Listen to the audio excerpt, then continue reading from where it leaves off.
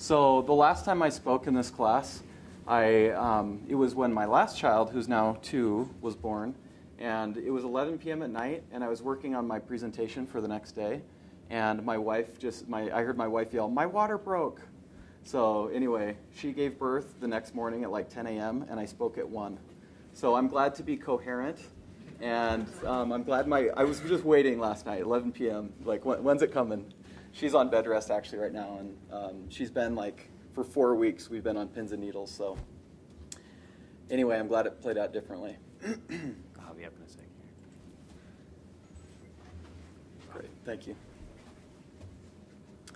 Okay, so what I wanted to talk to you guys about today is lessons learned. And just things that, I have a tendency to learn things the hard way sometimes. And if I can help some of you avoid having to learn things the hard way, then I'm excited to be here and do that. I'll tell you a little bit about Property Solutions, just about our history to begin with. So we founded in 2003. We started up from the BYU Business Plan Competition. How many here have participated in the business plan competition? Cool. How many are going to participate this year? Not 2. Come on, guys. So hopefully more hands will be. I'll ask again at the end, and I'll see if I did my job. So we're headquartered in Utah here. We have offices in Dallas and Pune, India. We began as a portal and payments company for the apartment space. So my wife, Amanda, when I was a student here, was managing Centennial Apartments on 9th East, or just off 9th East. And I'd go in, I'd go in to bring her lunch, and as I was standing there, somebody would come in to pay their rent. And she'd walk over to the file cabinet and fish out the paper ledger and start writing down the rent transaction on the paper ledger. And I was just like, I was starting, I don't know if some of you have heard of DearElder.com, but I started that when I was a student. And so I was trying to automate everything with the site, and it made no money whatsoever. And here's this big, property management company making tons of money that had all these antiquated, terrible systems. So anyway, that was kind of the genesis of where the idea came from. We decided very early as a company that we were going to bootstrap the company, that we were going to build our products, we were going to go raise lots of capital, do the whole acquisition, accretive type growth strategy. We started out in the software as a service space, and now we're making a big transition into a platform ERP company. Many of you have heard of the SaaS acronym. PaaS, as opposed to software as a service, is referred to as platform as a service. And number of platforms out there that you see, kind of these burgeoning systems that, whether it be Google, where they just keep adding more and more products, or Apple, or Microsoft. So in a very limited vertical, we are doing that, where we're becoming a platform, and we're adding more and more products. We're letting third parties integrate into the platform and providing kind of a one-stop solution for the management of real estate assets. Half the assets in the world are real estate. 25% of the population of the United States lives in an apartment. So the reach and the exposure of the software and the platform is actually quite immense, even though it is in a vertical specific market, not in a horizontal like you see with the big name Apple and Microsoft.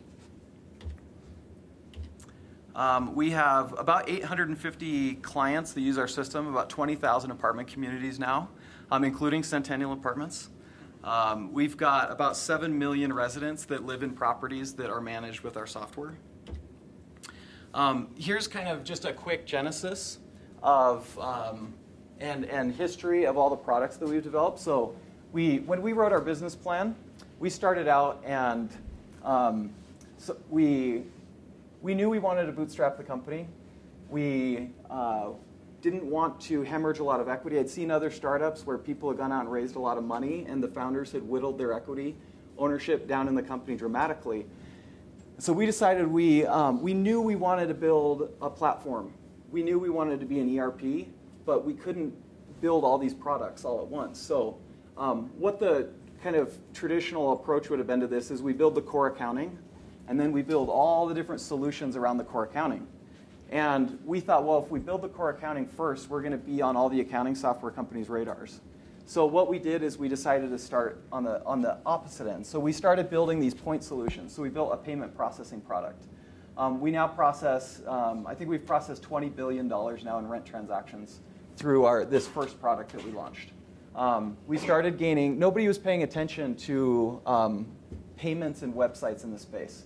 We went out and did market research. I think I got an A on some project in a class for this market research that I did. But we went out and we surveyed 450 apartment communities, and we asked them a number of questions. One of them was, do you allow residents to pay rent online? 0 out of 450 allowed their renters to pay rent online. So that just blew us away, right? And then we asked them, well, how do you advertise? Do you have a website? And 17% of the communities had websites. So we were like, okay, these are the point solutions where we need to start.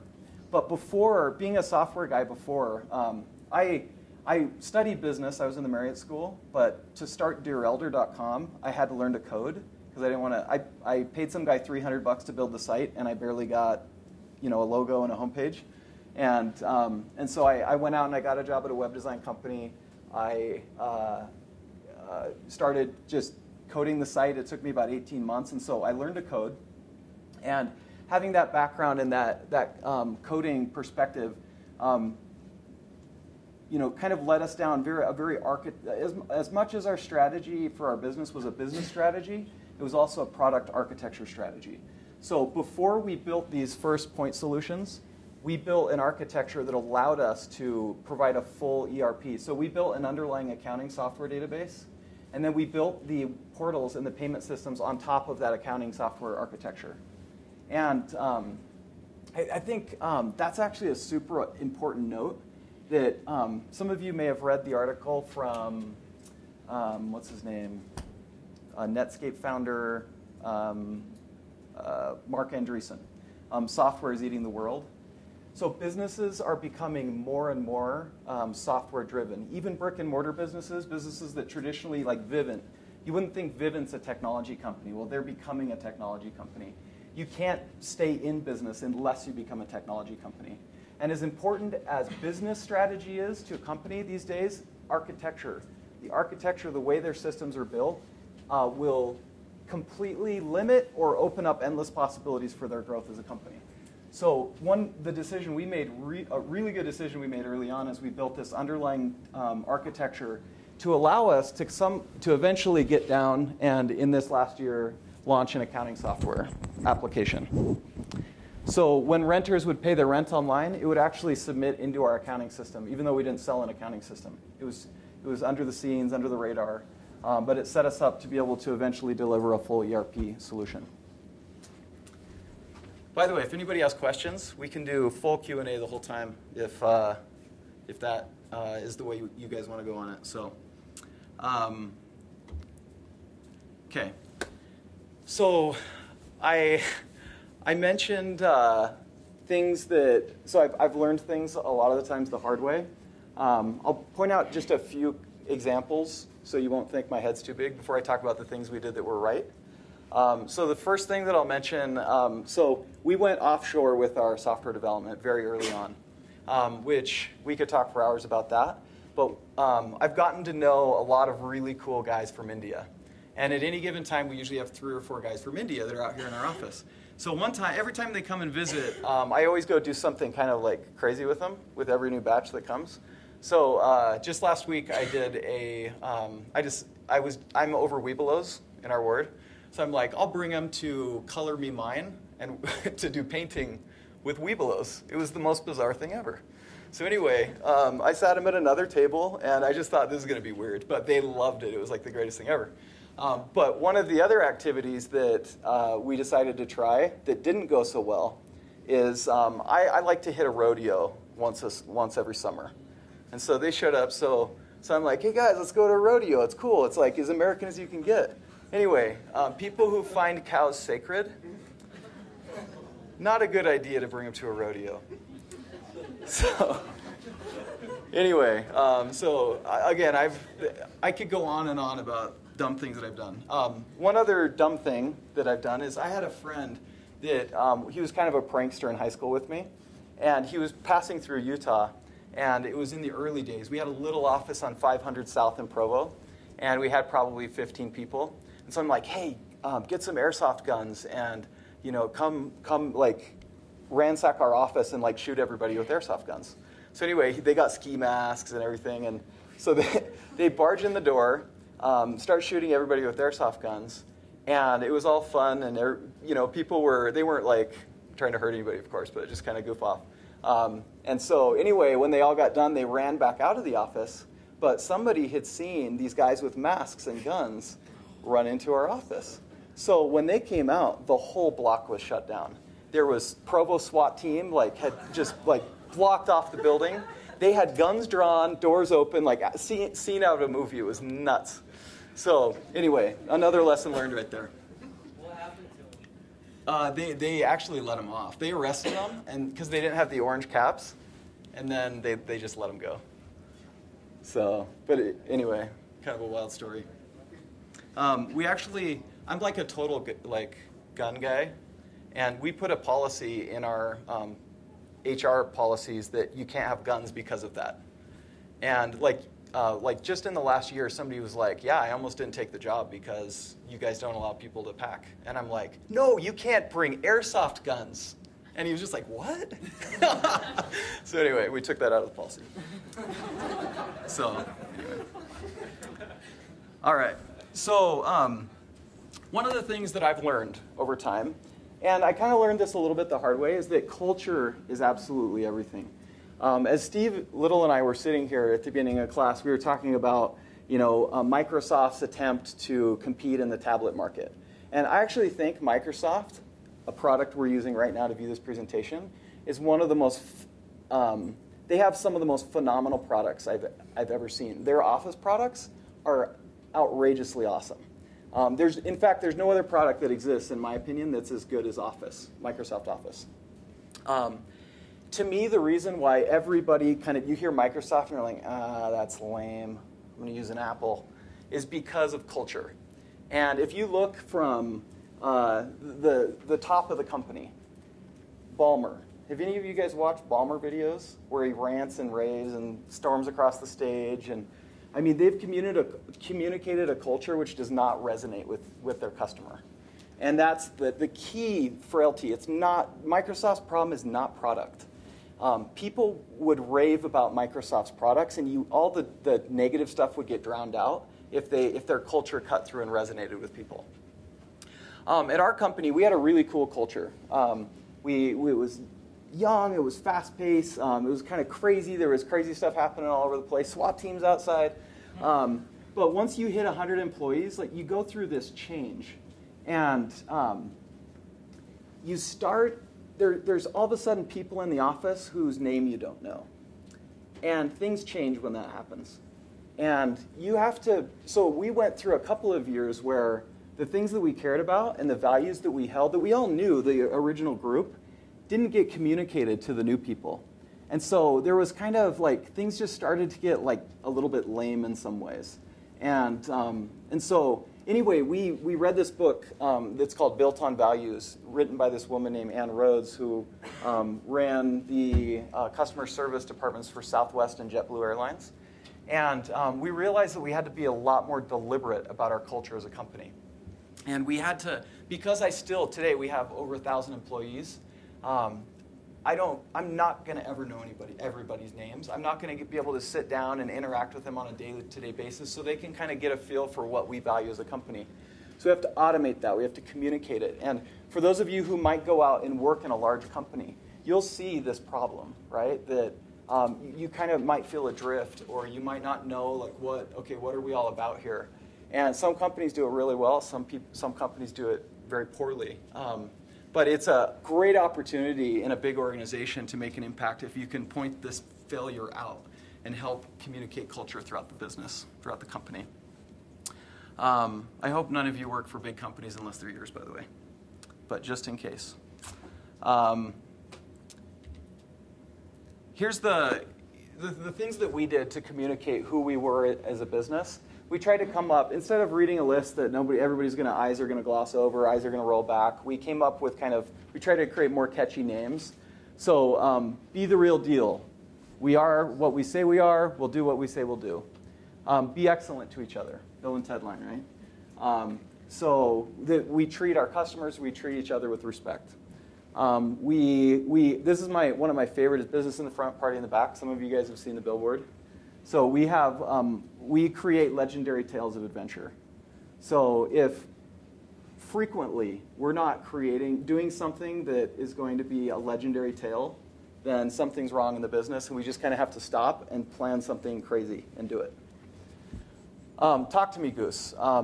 Communication. Do you have an example of that? The business in the front, party in the back? Yes. I do have a few examples, so I'll get to them here in just a sec.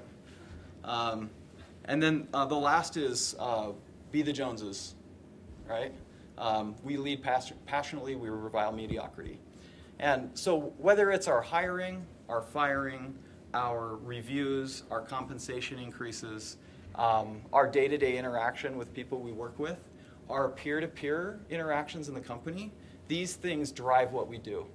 And it creates a framework for the way we go about what we do at the company. Okay, let's see if I can play this here.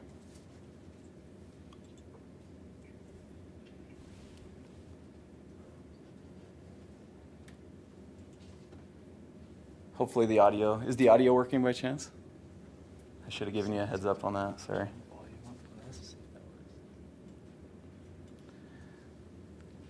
So a few of the things that we've done as a company. So I don't know if any of you guys ever saw the Utah versus BYU dodgeball game. So we planned that and carried it out, and we were trying to break the world record for the largest dodgeball game in history. And we did break it. We held the record for 1 week, and UC Irvine beat us the next week. So we're going to get it back, though.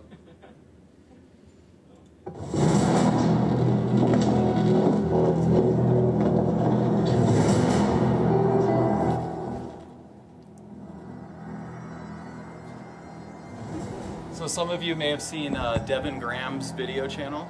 So he did this video. It's got like pretty close to 2 million hits now, or views.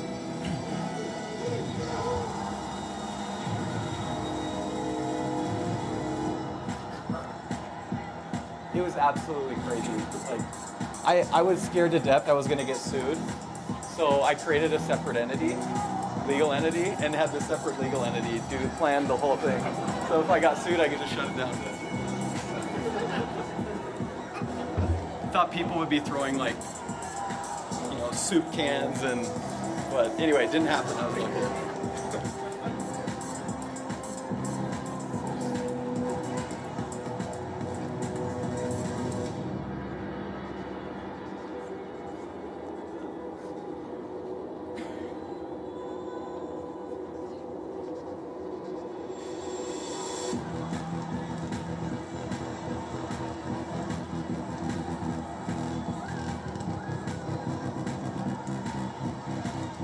We actually had the governor out throwing dodgeballs, if you can believe it.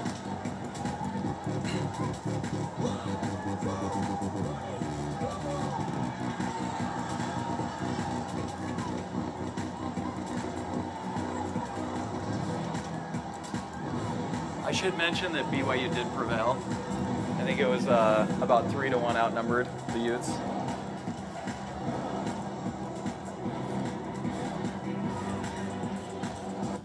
So we'll shut off there. Uh-oh. Now I messed it up. Let's see. Okay. All right, let's see. Is that it? Okay. So here's another thing that we did. So I'm a big Walking Dead fan, I'll admit. And so anyway, we decided to do a flash mob and basically have random zombies all over Riverwoods on a Saturday, like converge on the center area and then break into spontaneous thriller. Oops.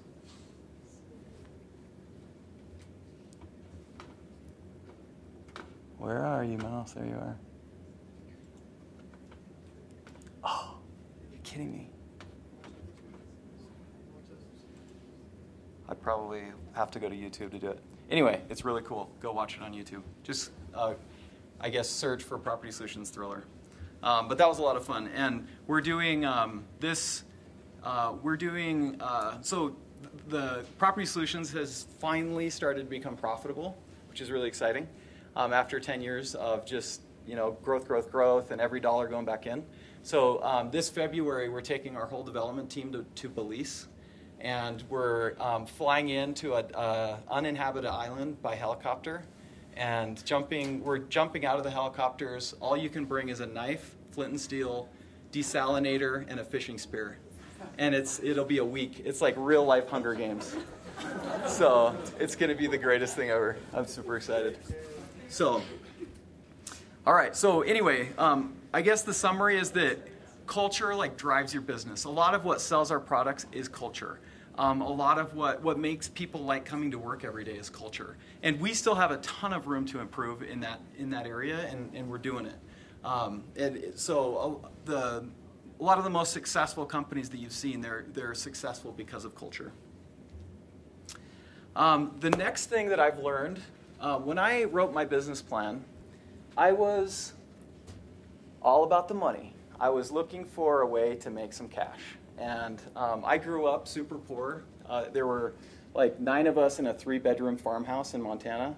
And I remember driving to school and putting a quarter of gasoline in the gas tank.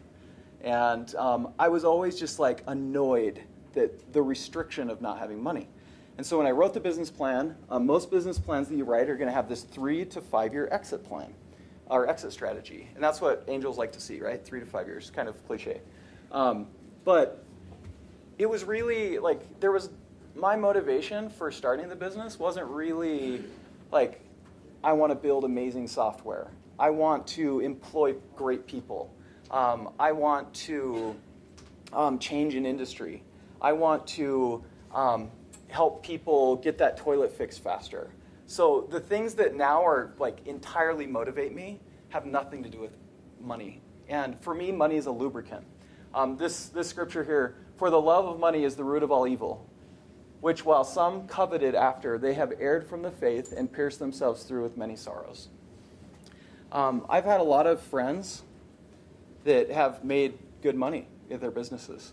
And it's interesting, it's really interesting to see what people do with their money.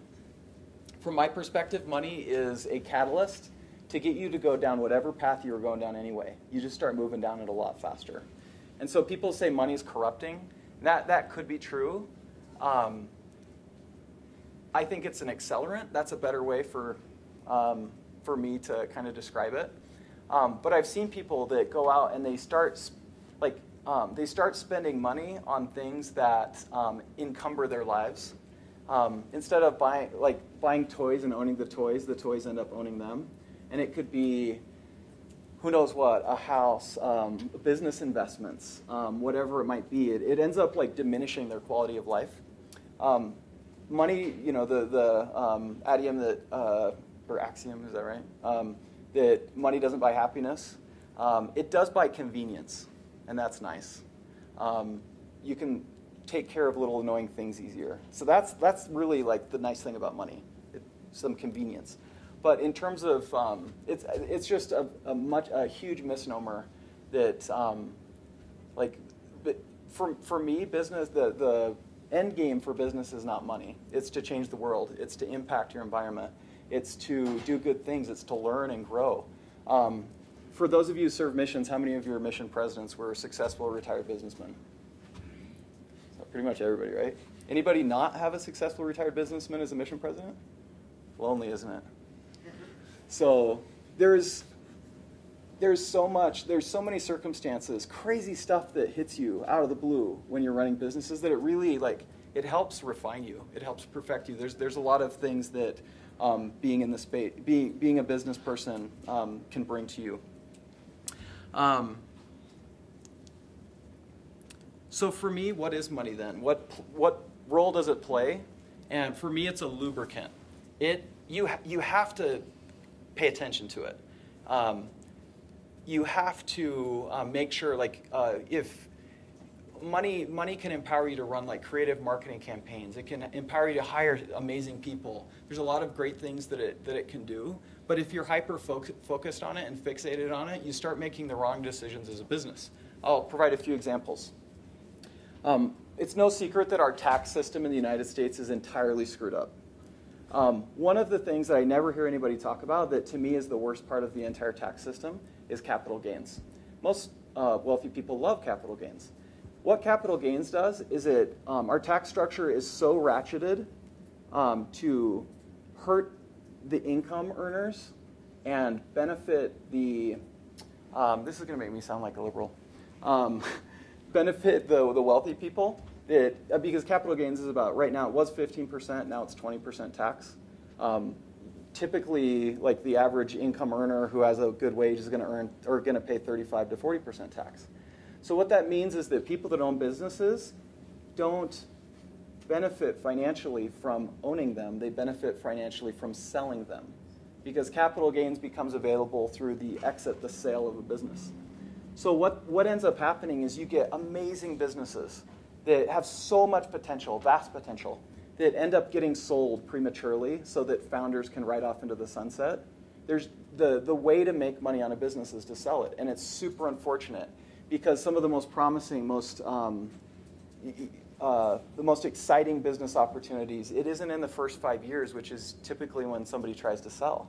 It's in 5 to 10 years. It's fantastic growth, but like the real growth comes in like the new skin stage business, where new skin's at right now, which I don't know if any of you guys have tracked new skin recently, but their market cap has really exploded. And when you're doing $1 billion in revenue and you go to a 1.5 billion, like you just created unbelievable wealth. And people sell their businesses prematurely. And a lot of what drives that is money, wanting to go out and put cash in the bank. And you just, you give up so much when you do that.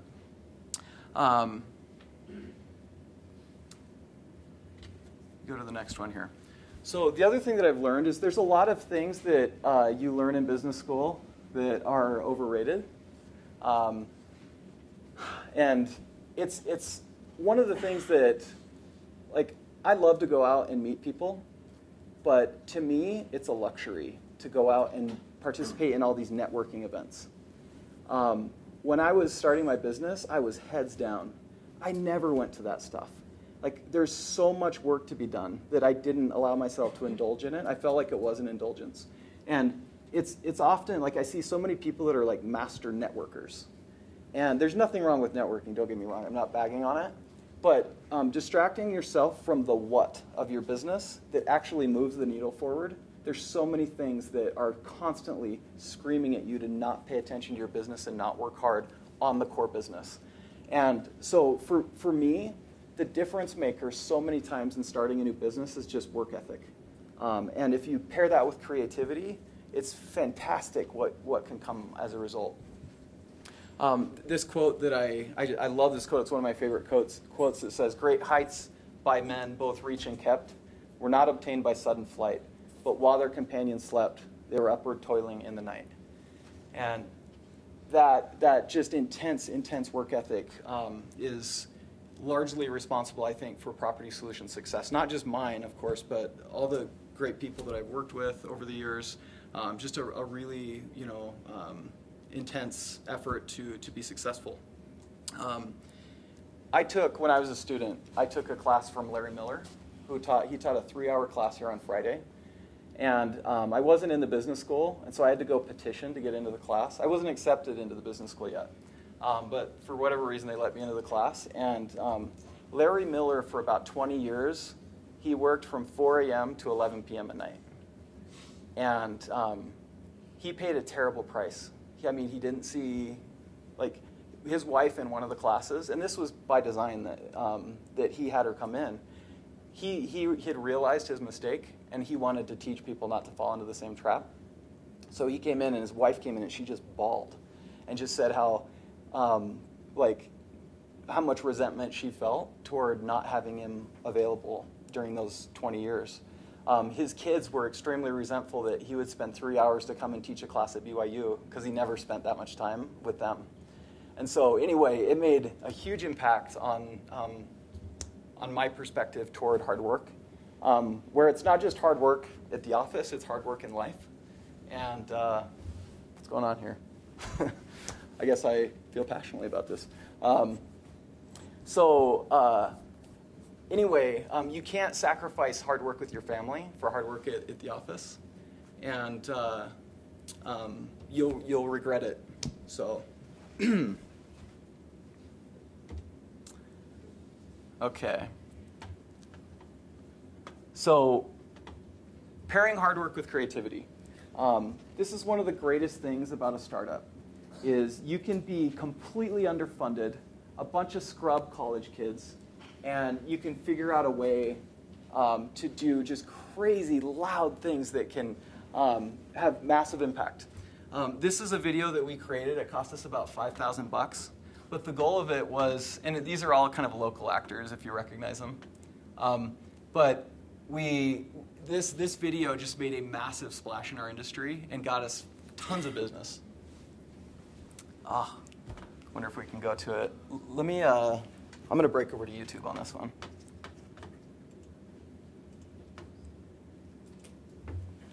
You guys can look at YouTube videos, right? Yes. On campus? Sweet. All right.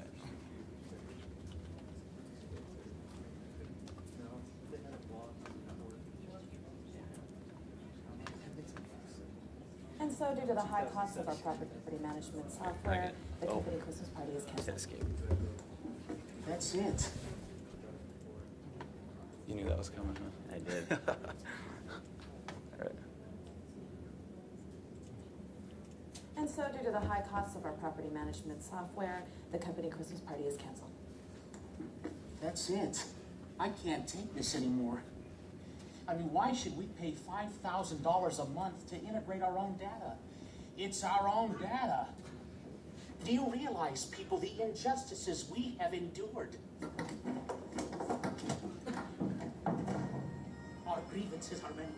A software system piecemeal together like Frankenstein. Data held hostage with no hope of freedom. And they expect me to work with 8 customer service reps? Are they bloody mad? They can take our sanity, but they will never take our freedom! Seriously, Deborah Lassie, my skull shall hang from the tyrant's spear before I allow this Christmas party to be ruined. Seriously, no karaoke this year.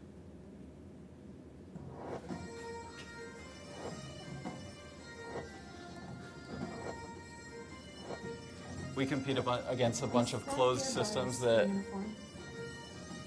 The kilts are expensive. Steve, hey, that is hey, that's against fire code. Put it out, buddy. Put it out. You like your property management software? No, you don't. It's outdated and slow. It costs thousands of dollars each month to integrate. You still have to manually All right, so let me see if I can fire up this PowerPoint again. Let's see. Okay, back in action. Okay. So this class gets over in 8 minutes. Okay, so we have 8 minutes left. 3 minutes. Oh, 3 minutes. Dang. Okay. All right, I'm not going to be able to get through all this, but so the last 2 just really quick things that I want to talk about is teamwork. Another thing that I've learned is my investors told me over and over again, go out and raise money, hire the biggest team you can, the best people you possibly can, the most expensive people you possibly can, and get your business started. And had I done that, our original founding team still owns 90% of our business because we never went out. We raised a little bit of cash up front and then never raised money again. And we just bootstrapped it all the way along. And there's 2, again, like just the allure of getting cash, right, is so tempting. And but this is a shot of a dream team. This team was beat in 1992 by a bunch of college students in an exhibition match as they were preparing for the Olympics. And so chemistry, people that may not be as experienced but are passionate can beat the dream team. And if you put it together, you don't have to go out and do the typical raise a ton of money and go hire these like crazy capable people that are now so wealthy that they're kind of burned out and not in it to win it.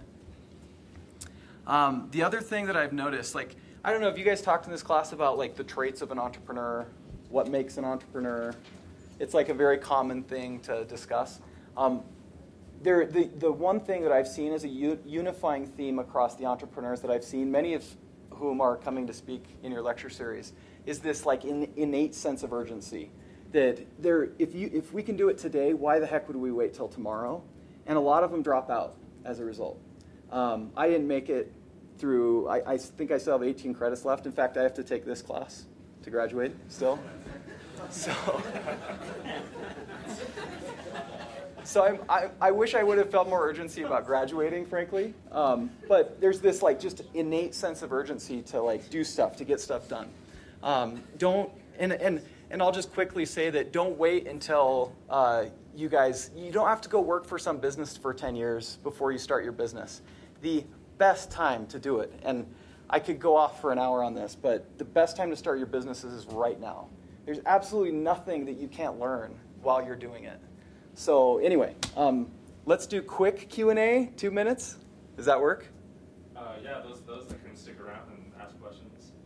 Some students will have to leave in a minute here. But Okay. Well, we can do questions for a minute, right? Yeah. A question. All right. Anybody have anything that you're curious about? Yeah.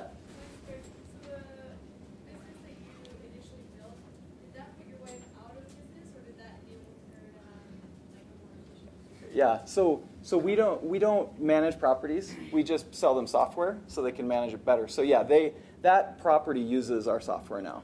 But yeah, they're still in business, and they're doing much better, hopefully because of our software. Yeah. Who coded your original program that you sold to the properties? There were like 4 or 5 of us that tag teamed it, and then 9 months later we scrapped it and started over. Okay. And did you go like door to door teach property management? Yeah. Yeah, I went out and knocked doors, found a few. We approached the market horribly wrong. But we were selling little, like, we thought all these apartment communities were kind of individually managed, but there's massive management companies. So we finally started selling to them, and we could sell 800 apartment communities at once instead of one at a time. Any other questions? Okay. Yeah, if anybody wants to take off, feel free. If anybody has any questions, I guess we can... we have a Q&A after this. Yeah, Oh, we do? Where you come up and sit down. We had to let those that have to leave. All right. So. All right, cool. Thanks, everybody.